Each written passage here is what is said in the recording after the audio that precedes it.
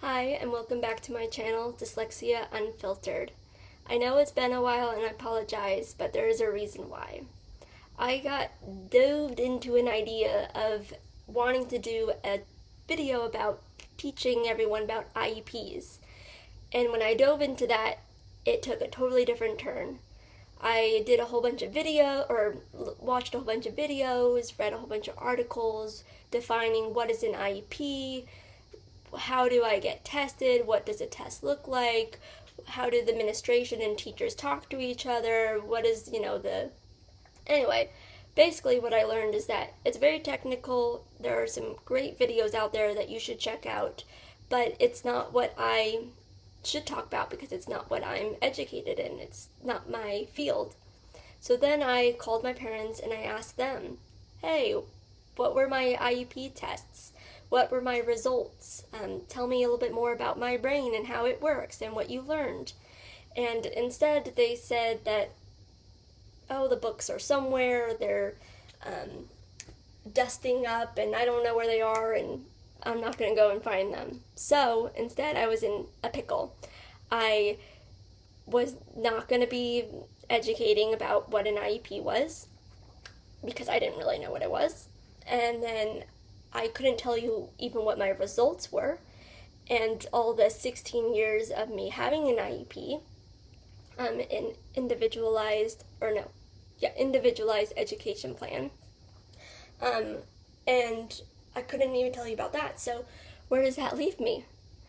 Well, I thought maybe this video could be about how it felt to have an IEP plan and not even know what it was or what my results were. But yet here I am, and I had one for 16 years. I had one from first grade all the way through college. So in first grade, I had an IEP test. I do not remember the test, but from my research, I have found that a kid is chosen to have an IEP test when a teacher or a parent notices something and they choose to bring it up to the administration and say that they think that this specific kid should be tested. And legally, they have to be tested, and whatever results or accommodations that are necessary, the teachers and school are required to make that happen. So I was obviously chosen. I do know my reasons why, because I was not speaking as a young kid, and that then turned into tests and so forth. So, that being said, I don't remember the tests, and I was never told the results of the tests. I don't know why, I know there's categories in the test. There's cognitive, other things, yada, yada, yada. And I know in some things I might be more advanced in, some things I might not. But mostly I just learn about that I'm not advanced versus hearing anything of the above. I didn't even know that I was diagnosed with dyslexia until my sister went out of her way and against my parents' permission to tell me that I have dyslexia. And throughout this whole video, you'll basically find out that being put in the shadows of these parents and administration and teachers making these tests, making these results, I basically know nothing about my own brain, yet you know so much. And so, in the end, you'll just find out that knowing how your brain works is the most important thing. So I'm pleading to you teachers and parents and administration to keep your kids and students involved in their own plans, because being in the dark is not so fun. 2, I wanted to talk about what it was like in the classroom and the psychological weight that was put on me. I got bullied and questioned all the time. My friends also didn't quite understand why I was set aside or given this special access or special treatment. For example, in my IEP plan, I got double time on my tests. I could do it in a different room. Depending on the year, more advancedly, I would get like teacher notes and things like that. There's a whole bunch of other things, but they would always ask me, well, why do you get double time? That's not fair. And this idea of not fair would burden me for so long, or they would basically question what's so different about me. And the truth is I didn't quite know or understand why.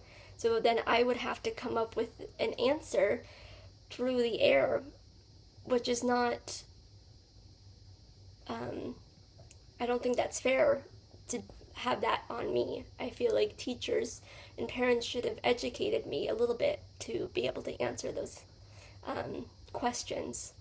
Because in the end, I would answer with either a band-aid, which was, oh, it's because I'm special, it's a special class, and that's why I get this, special treatment, when it's just me putting a bandage on a wound that I don't quite know how to heal. Or it's me doing the opposite, and it's me saying, well, it's because I'm so dumb. I don't know how to read. I'm that slow, so I need the extra time. When I know there's a better answer. And the teachers know that it's a better answer. And the parents know that there's a better answer. They don't want to hear that their kid is saying these mean things about themselves. And I don't want to be saying these mean things about myself. I basically become my own bully inside because I don't understand why my brain is different. And instead of it coming out in beautiful answers of like, well, it's because my brain is different and it develops more uniquely than everyone else, and that means that I have to learn how to problem solve and so forth. I'm just coming up with other things because, again, I was not told how to answer that or why my brain's different or what that means to have my brain different. So I wish that in these classes that not only are you teaching me how to read, but I was learning exactly why is my brain different. Also, I wish that answer or that those questions that everyone's coming up with weren't just on me, but also the other teachers. Maybe also teach the other students that don't have IEPs. Why do other people need this? Don't put them down and say, like, it's because they're dumb or stupid, because I'm telling that inside my head every day. But instead, come up with a well-rounded answer that feels clear, cut, and simple. Basically, if no one tells you why your brain's different, then you're just going to think that something's wrong and something's different, and it's not in a good different. I would come home and I would start crying. I would study so hard and my grades wouldn't show the same, or things would come so easy to other people and it'd be so hard for me. And I would just ask myself, why? Why am I so different? Why is this so hard for me? And then I wish I was taught to not think of it as such a negative, but was taught how to see it differently. Also, there are so many great celebrities and inventors who also are dyslexic or have other learning disabilities, and I never learn about them or see them in these special ed classes. And I feel like that's something that should be presented, because otherwise you're just seeing yourself compared to your other classmates who are not in the same class as you. 3, I wanted to talk about how the teachers, administration, parents, and the special ed teachers are all having these meetings behind closed doors. I was never invited into these meetings, except for there's only one that I remember or know of, which was my senior year of high school, when I was basically graduating, that I was invited into this meeting. And I have to tell you, I really enjoyed the meeting. I got a lot of compliments from teachers. I learned about what would be beneficial for me through into college, and they told me why. This felt extremely beneficial, and it only happened once. And it was when I was basically done with my education in a sense. It was done with high school. And so I do question, why was that the only time that I was invited? All so many other times, it basically felt like I was a ping pong ball where my parents were on one side and the teachers were on the other, and they were deciding my fate and just seeing who gets the point. But I don't want to be moved around like that. I have a point of view, and it's my brain and it's my body, and I want to have to be my own advocate. While I'm growing up, it's a very important brain development moment. And fourth, that I want you to be your own advocate. Push for being in those meetings with your parents and your teachers. Push for learning how your brain works the best and not seeing it as a negative of what your brain is at the worst. And I think the teachers and parents should also be pushing for that, because it's important for our own mental health and it's important for our own future.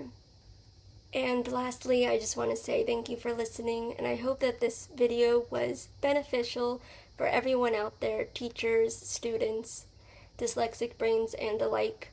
And I hope you'll stick around for my next video, and love you all and your dyslexics and fun brains. See you around.